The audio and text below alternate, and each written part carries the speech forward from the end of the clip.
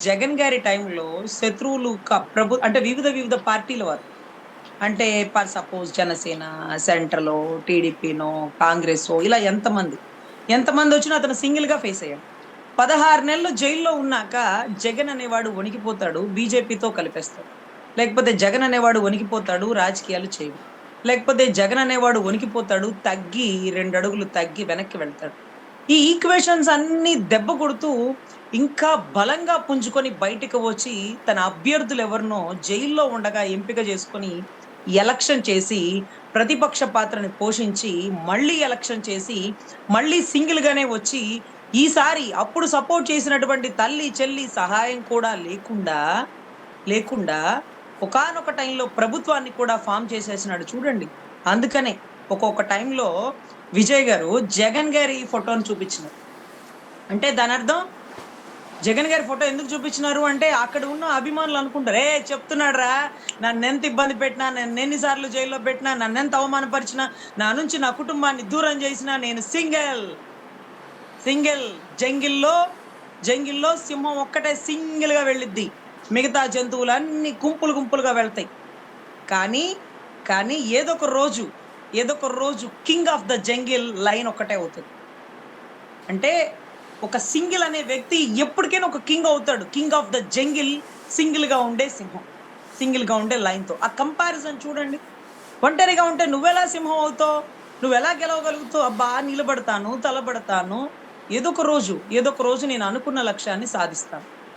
కానీ మీరు గమనిస్తే విజయ్ గారిని ఓపెన్ గా మనం మాట్లాడుకుంటే కాంగ్రెస్ పార్టీ కలుపుకోవడానికి ఎంతో ప్రయత్నించింది. ఇక బీజేపీ అయితే పెద్ద పెద్ద ప్రముఖుల్ని కూడా పంపించి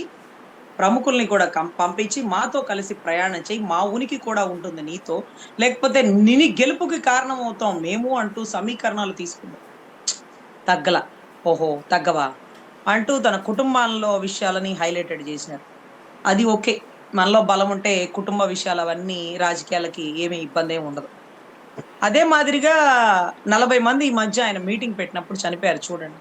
ఆ 40 మంది చనిపోయినప్పుడు జగన్ గారి మీద ఎలా అయితే వాళ్ళు ఎలిగేషన్స్ వేసినారో అదే మాదిరిగా విజయ్ గారి మీద కేసులు నమోదు చేసింది. అతని చావుకి వాళ్ళందరి చావుకి ఇతనే కారణం అంటూ ఇతన్ని ఎలా అయితే కోర్టు చుట్టూ తిప్పి ఇబ్బంది పెట్టాలని ప్రయత్నించినారు. అవసరమైతే జైలుకైనా పోతాను. చనిపోయిన ప్రతి ప్రాణానికి నేను ఎంతకైనా విలువ కట్టలేను. వాళ్ళందరూ నా అభిమానులు అంటూ బాధపడ్డాడు. ఎప్పుడైనా గుర్తుపెట్టుకోండి సార్, ఒక వ్యక్తిని ఎవరైతే ఎక్కువ బాధ పెడతారో ఆ బాధపడుతున్న వ్యక్తి మీద ప్రజలకి సానుభూతి కలుగుతుంది.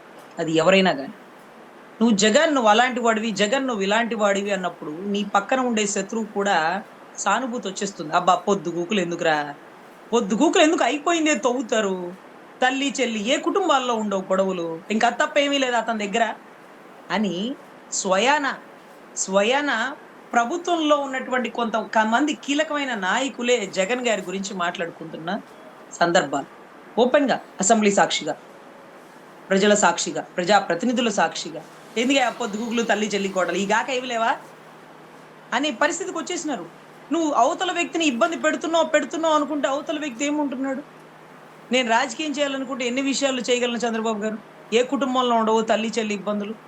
ఇవన్నీ మాట్లాడుతున్న ప్రతిసారి ఆ వ్యక్తి స్థాయిని మనమే పెంచుతున్నాం. కానీ వండర్ ఏంటంటే అదే మాదిరిగా విజయ్‌ని కూడా ఇబ్బంది పెట్టి 40 మంది చనిపోయిన కేసు నీ మీద తీసేయాలంటే నువ్వు బీజేపీతో కలిసి ప్రయాణం చెయి. నువ్వు కాంగ్రెస్‌తో కలిసి ప్రయాణం చెయి. సెంట్రల్‌లో రాహుల్ గారి దీవెనలుంటాయి. ఆ సెంట్రల్‌లో బీజేపీ వాళ్ళ దీవెనలు, మోడీ గారి దీవెనలు, అమిత్ షా గారి దీవెనలు. అయ్యా నాకెవ్వరి దీవెనలు వద్దు. నన్ను నమ్ముకున్న జనం, నాకు ఓటైపోయే జనం వీళ్ళ దీవెనలే కావాలి అంటూ ఓపెన్‌గా నటిస్తున్నాడు విజయ్. అవును నటిస్తాను. అది నా ప్రొఫెషన్. కానీ సినిమాల్లో, రాజకీయాల్లో నన్ను నమ్ముకున్నటువంటి నా జనం కోసం నా ప్రాణాలైనా అర్పిస్తా.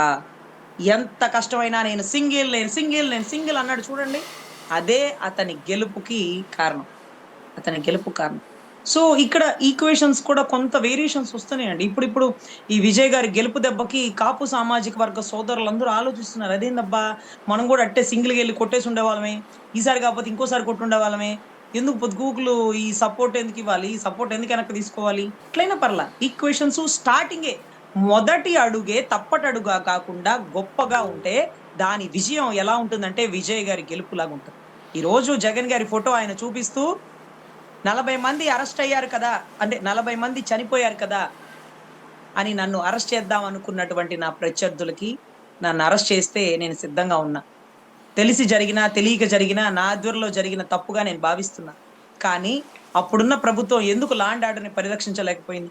అంతమంది చావుకు కారణమైంది అంటే అక్కడ లా అండ్ ఆర్డర్ ఫెయిల్యూర్ అయినట్టే కదా! అయినా సరే మీ తప్పుకు కూడా నేనే శిక్ష అనుభవిస్తా. ఎందుకంటే చనిపోయింది నా మనుషులు కాబట్టి, నా అభిమానులు కాబట్టి నేను జైల్‌లో ఉండడానికి సిద్ధంగా ఉన్నాను అంటూ సెంట్రల్ ఎన్ని ఇబ్బందులు పెట్టినా, అక్కడ ఉన్న ప్రభుత్వం ఎంత ఇబ్బందుల పాలు చేసి ఐటీ సోదాలంటూ ఎంత ముందుకు తీసుకెళ్ళినా తన తప్పుని తానే ఒప్పుకుంటూ, తను చేయని తప్పుకు కూడా తన శిక్ష అనుభవిస్తున్నానన్నటువంటి వ్యక్తిని ప్రజల మనసును గెలుచుకున్నాడు సార్.